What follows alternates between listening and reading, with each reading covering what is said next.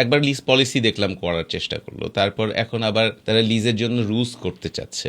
আমাদের যে সংবিধানের রুলস অফ বিজনেস আছে, সেই রুলস অফ বিজনেসে ক্লিয়ারলি বলা আছে যে আপনি যদি কোনো বিধি করতে চান বা আইন করতে চান, তাহলে আপনাকে জনগণের ওপিনিয়নের জন্য 3 সপ্তাহ সময় দিতে হবে, কারণ জনগণকে তো এটা বুঝে তারপর সে ওপিনিয়নটা দিবে। এটা খুব ইন্টারেস্টিং একটা ফ্যাক্ট যে তারা মিনিস্ট্রি ওয়েবসাইটে এটা দিল 19 তারিখে দুপুর 12টা 12:30টার দিকে।